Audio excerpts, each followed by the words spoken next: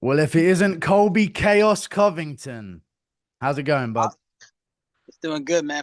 Good to finally talk to you. I heard nothing but the best from all the fans out there of the MMA world. So it's a pleasure to join you today. Yeah, I saw your stream clip. I heard they were harassing you in your live chat to do the interview. I'm sorry about that. I didn't tell them to. It was the people's demand. Hey, man, we got to give the people what they want, man. If the people want that, then we got to give the people. You must be doing something right. Of course. Anyway, where you at right now? I thought you'd be in a hotel room. You're out there on a sun lounger chair, pool in the Oh, background. man. I see. Come on, bro. We don't stay in hotels, bro. We get fucking mansions. Where Mm-hmm. I don't need a hotel. I'm not like any other fighter. We're the main event. So we got our 7 bedroom mansion out here in Tampa, and we'll just have a good week out here and, stay away from the fighter hotel. There's too much drama that goes on there. All the fighters, have Mm. big egos and they love to talk shit when they know they're not going to get locked in a cage. So I don't want to deal with that. I got a main event to focus on. Mm. A lot of undercard fighters maybe looking to make their name off you in a fighter hotel. I could see That's all that. absolutely right. They all want that viral clip. Mm. So the poker money's been doing well for you then, I see. I hear you've been playing a lot of poker recently. I saw you were in a tournament and you actually placed quite well in it as well. I saw you doing pretty good. Yeah, man.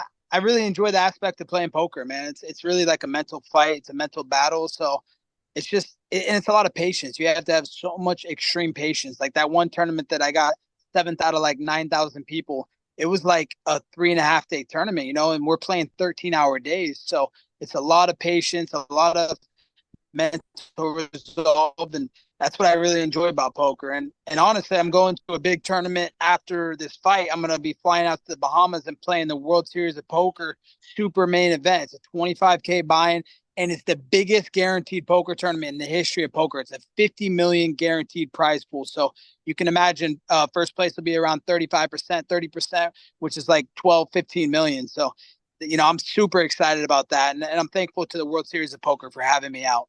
Mm. I remember a while ago during the build up for your Masvidal fight. We'll get into the Buckley fight soon, but I remember in the build up to the Masvidal fight, he was saying how your poker games all go bad. You owe so many people money. And then I was watching and I was seeing your placements in these poker games. I was wondering why you hadn't been in the cage for so long. And I was like, damn, he's paying his bills another way, it seems.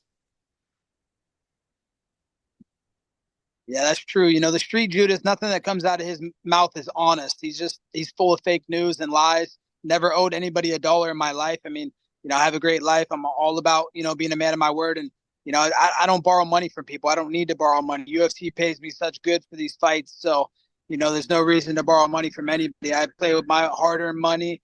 And, I'm not staked by anybody. A lot of poker players are staked. They have stakers that buy them into these tournaments and they have to share, percentage, but that's not me. I put up 100% of my money and I play for 100%. So, I Mm. love the game of poker. I think after I'm done fighting, that's something that I want to pursue full time and put more time into studying and really trying to become one of the best poker players in the world. That should be good. I remember now we're gonna get into stuff that people want to hear about. I remember seeing a clip of you talking about coming on here, and you said you respected me because of how I trashed Ariel Helwani. I didn't know there was beef between you and Ariel. I appreciate your respect of me trashing that absolute worm, but talk to me about that. I didn't know there was beef going on there. I wonder why I hadn't seen you on his show for a while. Yeah, there's no beef. I mean, I could care less about the guy. The guy's irrelevant to my life and really UFC in general. Dana White has said that many times. The guy's a snake. He's a snake in the grass. He loves to play both sides of the field. He'll talk good to me on text, but then he'll go trash me in the media. So I could just care less. There's no beef. I make no mistake. I could care less about the guy. The guy's an absolute peon compared Mm, to what I'm doing in my career and life. So he's irrelevant. So I just figured there's no reason to talk to him. I don't talk to people that are biased and can't keep respectful journalism and be impartial. He's a very partial guy. He likes to take sides, and he's not a real guy. So I don't appreciate a guy that's not authentic. I never take sides unless it's against Jon Jones or Ian Garry. I very rarely take sides in the MMA world, Colby. I know you may have seen a few of those videos. Speaking of Ian Garry, though, there's a few moving parts here. He was supposed to be fighting Buckley. You stepped in to fight Buckley. He got the fight against Rakhmonov. How did that all come about? And what did you think about Ian Garry's performance against Shavkat Rakhmonov? A lot of people said it was kind of boring, Colby. Yeah, it was very boring. No one cares about that. Their stock dropped after that fight. So he talked a big game. Oh, I'm gonna knock this guy out. I'm champion. I'm the best. Yeah, well, okay. You can talk a big game, but until you go show with actions and accolades and accomplishments, don't talk to me. You're a nobody. You're a jobber. So this fight came about honestly because I called to fight Shavkat. I said, "Hey, Hunter, Dana, I want to fight Shavkat." Like Bilal pulled out because he had a pager on his foot. Like, first off, why would he put a pager on his foot? That's just so fucking weird, dude. Like, can you believe that? But Crazy. that's another story in itself. But Mm, I called to fight Shavkat and Hunter and Dana. They kind of liked the idea, but they wanted to do the undefeated versus undefeated fight. So they put the Ian Garry fight, the Cuck versus Shit Rat, and they made that fight super boring. Obviously, no one cares. Nobody's is talking about that. And so they said, hey, but if you want to fight Shavkat, then you'd be willing to fight the next weekend against Buckley in the main event at Tampa. And I'm like, I mean, I don't really want to, but now that I've volunteered my services, yeah, I will. So, I'm a company man. I love doing good business for the company. So, I got to come out here and save the day because, he's not a star. He can't sell this show. Like they need me to sell this show. They need a big name like Colby Covington, especially in my home state. It's a great opportunity to fight in Florida and show that I'm the king of Miami and the king of Florida. So, that's how the fight came about because I called the fight Shit Rat and they didn't like that fight. And now I got put in this main event to save the day and be the ultimate company man because I love this company more than anything. That's a huge favor for the UFC as well because it's the last event of the year. You're going to be the last fight of the year, 4 week gap afterwards. So this performance is going to be the last thing a lot of UFC fans remember until we start off again in 2025. How do you feel about your performance and your chances against Joaquin Buckley this weekend as an opponent? He's a dangerous dude, very physical, powerful guy. Not a lot of people would step in on short notice to fight Buckley. Up and comer, dangerous. So tell me about your chances against Joaquin Buckley, how you feel you stack up against him. Yeah, I feel like I stack up really well. He's never fought a guy of my level, and he's never been in a 5 round high profile fight like this before. So my experience is going to play. I'm going to drown him. He's not going to be able to keep up with my pressure and my pace. I mean, he's a dangerous guy for sure. He's very athletic. He jumps in with big punches, and he's powerful. So he's got a lot of confidence. And the most dangerous thing about him is that he has nothing to lose. He has everything to gain from fighting a guy like me. So he's dangerous because he wants everything that I have. He wants the lifestyle I have. I make more in poker tournaments than he makes fighting, and that's facts. So he wants to come take everything I have and make a name off me. So I'm going to turn him away. I'm going to show that he's not ready for prime time. I'm going to show that he's not ready for the top of the division, and I'm going to prove on Saturday night that I'm still the welterweight king. Mm. Normally in the build up to these fights, we would have heard a nickname for Joaquin Buckley right now. We would have heard something. You would have some kind of angle to take on Joaquin Buckley in the build up. We haven't seen that this time. Is that a lack of care for Joaquin Buckley as an opponent? Is it are you above that now in your career? Are you beyond that type of thing, ready to put the hands on him this weekend? Yeah, I mean, Cuckley, Buckley, Fuckley. I mean, does it really matter? He's irrelevant. He's an absolute nobody. So, I haven't done any research on him and I didn't care to. He's just, he should be happy that he's getting the privilege to fight me. So, I don't know. I just didn't do any research and it was short notice. So I was scrambling to get my training in order and make sure I was in good shape to come out here on 3 weeks notice. So, I had bigger things to worry about than this fucking idiot. Mm, that's dangerous. Anyway, I wanted to move on, but the last fight, Ian Garry, Shavkat Rakhmonov, that was the last pay-per-view. It's whatever, dull fight. Not really too much to talk about there, but the pay-per-view before, our good friend Jon Jones was the headliner against Stipe Miocic. What did you think about Jon Jones's performance? And then I'll maybe segue into calling him gay a few times after that. Dude, he's got a lot of fruity tendencies. I won't lie, like some He does. really fruity, questionable stuff that he's done, and it all adds up. Like I really do truly believe he swings both sides of the fence. So he's a weird guy, man. Beating your wife, hitting pregnant ladies as stop signs, all the steroid test failures. That guy's not a goat. He's a clown. He's literally a clown. So I didn't think much of his performance. Shout out to Stipe. He's a great first responder. A Mhm. great American patriot. But everybody knows Stipe was just there for a paycheck. He's 43 years old. He's way past his time. You could tell in the training footage, like the guy's not even training anymore. He's out there fucking jumping in fires, saving people's lives. So he's already 2 feet out the door. He didn't even have 1 foot out the door. He was completely out the door, just looking for a paycheck. So I don't, rate that performance as good for Jon. He's been ducking Aspinall for too long now, and he ducked Nagano for 2 or 3 years as well. The guy's a coward, dude. He doesn't want to fight the top heavyweights because he knows he's going to get exposed and he's going to get knocked out. But it's just the guy's a fucking he's a joke, man. I don't nothing to say about him. You watched my channel at all, Colby? You're saying a lot of MMA guru talking points here about Jon Jones. You viewed my videos anytime? I've seen your videos a couple times. Yeah, I definitely have. A lot of the fans, you're a people's champ. They call me the people's champ, but you're the people's media champion. So, I definitely pick up on what the fans are putting down, and they speak highly of you. So, I've seen some of your videos. I love how you trash on some of the most trashiest people in the sport between Jon and Ariel. So, big respect. You got my respect, brother. A lot of people say I go too hard on that type of thing, but in my opinion, if you're putting hands on a woman, it's fair game. I should be able to say what I want then. I'm not going after Stephen Thompson too much for anything, maybe a few things here and there, but I'm not going after the same way I would after Jon Jones. I don't think there's anything out of pocket about what I'm saying there, dude. He seems pretty scummy, to say the least. Yeah, you're saying facts, dude. Are people mad that he beat up his wife and left her bloody in a Las Vegas hotel room? I mean, how many times has the guy been to jail? How many steroid failures he had? He hid under a fucking cage for 12 hours. I mean, the guy's the absolute scum of the earth. Like, anybody that gives that guy sympathy they should get checked. Like, they literally need a psychiatric check. So keep doing you, brother. Fuck what the haters say. Haters are just jealous of you. Anyway, the fruity tendencies you mentioned about Jon Jones. I know you shared a room with him. Did you ever come back and open the door and catch him painting his toenails on his bed and anything along those lines? I don't know. With him, I don't know. Maybe he was in there with a Rashad Evans before they were even in the UFC. You never know.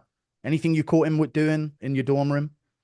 Oh yeah, for sure. He did used to paint his nails all the time. He would paint them black. He'd paint them white. I think one time he did do pink for a wrestling match. So he definitely has a lot of fruity tendencies and questionable things he did. And like a couple of times he wanted to wrestle with me. I'm like, dude, why you want to wrestle with me, dude? I'm not in your weight class. And like, why are you trying to and like the way he would wrestle me, he wouldn't like wrestle hard. He would almost like he wanted to grope on me. So, I always knew he had those weird tendencies, but I can say that I know that he has been with girls because he would bring back the fucking biggest whale heavyweights you've ever seen, bro. I swear on my life, like if I could go to Iowa and probably find 10 or 15 of the most swamp creature, just fucking cornfield, fat, fucking 400-pound tub of lard you've ever seen. So he is a chubby chaser as well, but it's probably because, he's used to, guys. So, I mean, he has no game to actually get a beautiful woman. He has to go after the chubby ones. Looking after those, looking for those female John Morgans, some would say. I didn't have to do 10 push-ups for this interview, by the way. I'm very appreciative of that. I thought you would ask me at some point. So thank you very much for that, by the way.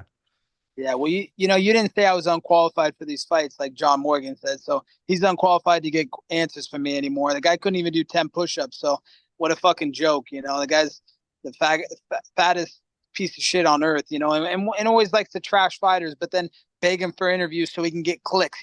That's why I call him a clickbait merchant. Most of the media is like that these days. We got a new wave coming along. People who ain't afraid to call it how it is, We ain't gonna have these media members yapping bullshit at these events anymore, That's right, man. Especially, they've never been in a cage, so they're not qualified to speak on this. And, if they're going to use our name for clicks, like you shouldn't just talk bad about us and then talk shit about us in one article and then beg us for an interview in the next. It's not authentic. It's not genuine. And, that's what I appreciate about you is you say it how it is. And, that's why the fans are really, coming around to you and like you. So the people have spoken and MMA Guru is one of the new MMA media.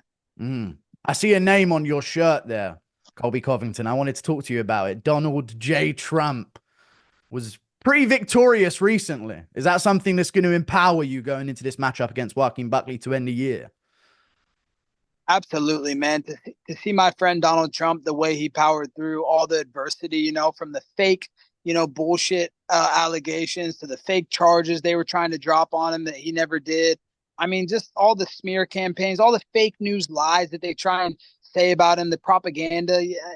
For him to just keep a level head through it all and not let it get him down, even though, they tried to destroy everything, his family, his net worth, his business, everything. And he just kept a level head and he kept working hard. And, dude, the guy was in two different states like every day campaigning. Like, to see that type of work ethic really inspired me in my career. The guy's over in Nevada one day, he's in Alabama the next, he's in Tennessee, and then coming back to Florida. I mean, the guy works harder than anybody I've ever seen. He doesn't sleep. I mean, it's absolutely astonishing that I've never seen him sleep. He's just a work machine. He loves to work, and he's doing it for the American people. And he's really doing it for the world, because he wants world peace and he wants the world to prosper. And he doesn't want this new world agenda that's being put out there. He wants we the people, to have the freedom in their lives to choose what they want to do with their lives. And no government should have control over us. Like, we're here all on this earth in such a short time. So I just love how Trump approaches things, that he wants everybody to live freely and live the best they can. So God bless Donald Trump. It was an absolute honor of my lifetime to be a part of the campaign at all his stops, North Carolina, the rally in New York. I mean, being at his house at Mar-a-Lago on election night next to him and Elon Musk, Dana White, Barron Trump, my friend Barron Trump, who's literally the future of America and American politics. This kid's going to be, I think, even smarter and even more creative and intelligent and intellectual than his father. So, he's gotten everything his father's got. And then he's also got, some of the quiet reservedness that Melania brings to the table. So that whole family, I'm just so appreciative to be able to know them and just get to see their journey unfold and what they're doing for this country. They literally sacrificed their billion-dollar lifestyle to save America and to save the world. So God bless the Trumps. I hear what you're saying there, Colby. I'm from the UK. I don't know if you're aware of world politics, but a little bit of a tough situation here over in the UK right now. I don't know if you've been paying any attention to that, but it's good. It's good to see some things going on in America, though, where elections actually matter, I think. So, that's true, man. It's sad how, like, in the UK and a lot of these elections, they just rig the votes. They don't even do elections. They just automatically push whoever they want into power, and then these people just tell you how you're going to live your life. They're going to take 70% of your paycheck. They're not going to give you freedoms. They're going to tell you, oh, you got to do vaccines. They're going to force you to do things against your own health. Like, dude, like, what? How can you force someone to do a vaccine? I mean, I'm proud to be anti-vax, but I know a lot of people in other countries didn't have the opportunity to choose and that freedom. So, it's just sad, man. But I know that eventually change is coming. This can't go on. The people are going to revolt and they're going to stand up. And, if it has to be another Boston Tea Party where the people stand up and fight against the corrupt government, then so be it. But, shout out to all the people in UK, man. Bless you guys. You got a big fan base in the UK, I feel like. A lot of my fans like Colby Covington. We're waiting for you to come back, Colby, on the scene and do some work in the welterweight division again. This is the start of it. So let's just say, once you, in your mind, you get past Joaquin Buckley, okay? You get past him, flying colors, end the year in a bang, shout out Trump on the mic afterwards, going into 2025. It's all perfect. What's the plan afterwards? What sort of fights do you see yourself getting into? What sort of names are sticking out to you right now in the welterweight division? Yeah, I just want big and exciting fights that the fans want. It's just all about pleasing the fans at this point, like you do for the fans and MMA media. Bring some charisma, some character to media instead of these freaking idiots that, have literally the worst opinions in the world. But, I want to get back to the title. I still believe I'm the best welterweight on earth. So whoever I need to fight to get back there, if I have to go through Buckley and a couple more people, then so be it. But I think after I beat Buckley on Saturday night, I'm going to do it convincing, and it's going to be a dominant fashion. I think I'm going to be next for the title. If they're going to do Shit Rat and Bilal the Pager Muhammad, then then I want to be next after that. But if that can't happen right away, then I just want the biggest and best fights. I mean, whatever the fans want. I think Jack Maddalena is a good fight. It's an enticing fight. He's a top 5 guy, so that makes sense. But, I just want big names. The biggest and best business that we can do for the company is what I care about doing. I love UFC, and anything the UFC and the fans want, that's what I'd be willing to do. And he looks at people coming up. I know there was the Poirier situation where you were talking about that matchup, but now he doesn't seem too keen on moving up and taking you on. And we hear about Makhachev moving up. We hear about you maybe, or a lot of welterweights talking about moving up to middleweight eventually. Like what sort of what have you got your eyes on in other divisions, like a Makhachev or a Dustin Poirier? I know you've been calling those guys out for a while. Yeah, Makachev had my name in his mouth last week in an interview, just saying, "Oh, Colby's all talk, blah blah blah." So he's all talk. He said he's going to come to welterweight. He's never going to come to welterweight. He's a weight bully. He weighs more than me. Like I'm 180. I walk around at 180, 182 max. So that guy's like probably 190, 195, just like his little buddy Khabib. Those guys, they're just weight bullies. They didn't want to fight at their natural weight class because they're scared. They want to have that strength advantage on fight night. And all of them do steroids. Everybody knows they've been caught on steroids, and their cousins. Umar's been caught on it, and the other one in Bellator or whatever. So, I want to fight the biggest, the best fights. Poirier said it was on site with me, but we found out that he's all talk. He's not a man of his word. He said he didn't come out and defend his family's honor. He had the opportunity to defend his family's honor, and he's just going to let that go. So I pretty much have a win over Poirier. I have 2 wins because I beat his ass in the gym for so many years. But also another win, like I scared him into not fighting me. When he said it was on site, it's on site when I see Colby. I'm going to fucking find him and kick his ass, blah, blah, blah. Dude, I've seen him on site. I seen him in a steakhouse a couple months ago. He ran right away. So, Dustin's afraid of me, and that's okay. We don't have to fight in the octagon, but I know he's afraid of me, and I hold that over him for the rest of my life. But besides that, as far as big fights, there's not like any interesting characters in the welterweight division. There's no stardom. Like I'm the biggest star in the division. There's no hype. There's no character. There's no charisma. So I don't know. Boris, am I still there? I got you. I Okay. was hearing but not seeing. We're good. Okay. Yeah. Some mamacita tried to call me. My bad. One of my It's all South Beach good. mamacitas. It's all good. But as usual. yeah. Gotta get that bedroom cardio. That's the most important cardio you can get, boys, is get that bedroom cardio before a fight. So I actually had I'm gonna butt in. I actually had a woman from Florida message me asking for me to respond to you on IG. I don't know. I guess I'd left it for like 2 hours or something, and it was literally a Floridian woman from Miami in my DMs saying, "You got to respond to Colby." I guess you mentioned it on stream, and she came over to let me know. So you definitely do have a Latina fan base, to say the least, Colby. I got 2 messages from Miami women telling me to reply to your fucking DM or some shit like that. That's amazing. I love the Latinas, man. They're just beautiful, passionate women. So, that's what I see myself someday, a passionate woman, a Latina, something exotic and different than what I've been used to growing up. So, okay. Thank you. Thank you for that, Colby Covington. And thank you for the time as well. Looking forward to it this weekend. Thank you for doing the interview with me. It's hard to get fighters to get interviews with me. I got to get the right one. A lot of them don't really want to these days, but I'm glad that you gave me the time. absolutely, man. The fans gave you the time. So if the fans can give you their time, then I want to give you my time, and respect everything you're doing, brother. Keep up the good work and the hard work. And I'll look forward to seeing you again one day. I'll keep calling Jon Jones gay, brother. Don't you worry about it. I'm out here on the front lines, man. Ian Garry can get it as well. See you later. Thank you for the interview. Appreciate the time. I'm actually going to interview Buckley soon. Have you got anything you want me to ask him? And I'll put it into my questions I have for Joaquin Buckley later this week. I think everybody's calling him Buck Lips, so ask him, if he thinks Buck Lips is a good nickname for him. Okay, sure. I'll ask him if he thinks that's a good nickname. All right, we'll see how he reacts to that. Maybe I'll get some heat for that. Who knows? Yeah, that's true. Who knows? Yeah. If he's got sensitive feelings, fuck him. All right. See you later, Coleman. All right, see you later, brother. Have a good day. Let's go, Trump! See you later. Let's go! See ya. Bye-bye.